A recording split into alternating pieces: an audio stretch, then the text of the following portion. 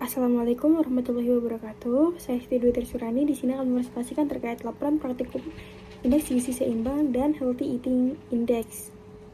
Hasil food recall-nya sebagai berikut dengan identitas responden AR, perempuan, usia 22 tahun dengan berat badan 41 kg dan tinggi badan 163 kg, sehingga kebutuhan energinya 2123 kilokalori. Penelitian perdana et al. 2014 mengembangkan IGS dengan menggunakan pedoman umum gizi seimbang untuk menentukan standar takaran makan dalam sehari dengan mengembangkan metode IGS ini menjadi dua kategori skor IGS, yaitu 3 tingkat dan 4 tingkat. Lalu untuk pada praktikum ini kategori IGS yang digunakan yaitu IGS 300 atau IGS berdasarkan 3 tingkat skor, 10 ketimpangan dan tidak terdapat zat gizi yang dinilai. Lalu berikut ini untuk klasifikasi IGS dari jenis makanan yang dikonsumsi pada hari Senin dan Rabu. Selanjutnya untuk analisis skornya itu total skornya mencapai 57,5 dari poin maksimal 100. Interpretasi skornya yaitu skor diet quality responden hanya 57,5 dan peneliti mengkategorikan kualitas diet menjadi 3 interval sama besar, yakni kurang apabila skor kurang dari 33, sedang apabila skor 33 hingga 66, dan baik apabila skor di atas 67, sehingga kualitas diet responden AR termasuk dalam kategori sedang. Untuk rekomendasi diet quality-nya, perlu adanya penambahan porsi karbohidrat, penambahan porsi buah dan sayur, serta sumber protein, menambah porsi susu, mengkonsumsi kacang-kacangan, serta menjaga keseimbangan lemak.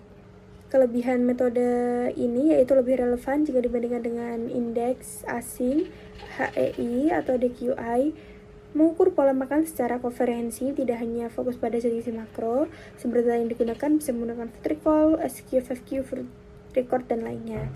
Kekurangannya itu belum ada penelitian lanjutan yang memberikan kategori skor yang update menggunakan PGS 2014. Nah, tingginya variasi konsumsi berpotensi under atau over estimation pada wilayah tertentu. Selanjutnya untuk healthy eating index menilai kualitas diet berdasarkan densitas, yaitu jumlah komponen per 1000 kilokalori, bukan jumlah absolut, dengan tujuan menilai kualitas pola makan terlepas dari kuantitas energi. Penilaian komponen education pada HEI memberikan skor maksimal apabila asupannya lebih banyak, sedangkan pada komponen moderation diberikan nilai minimum apabila asupan lebih tinggi daripada batas yang dianjurkan. Untuk kategori skornya yaitu kualitas diet baik apabila skor lebih dari 80, needs improvement apabila skornya antara 51 hingga 80, dan poor diet apabila skornya di bawah 51. Berikut untuk klasifikasi IGS dari pola konsumsi responden.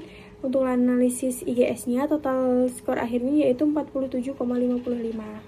Untuk interpretasinya, skor diet quality responden dikategorikan pada kualitas diet yang buruk atau poor diet berdasarkan cut-off point dari HEI 2015.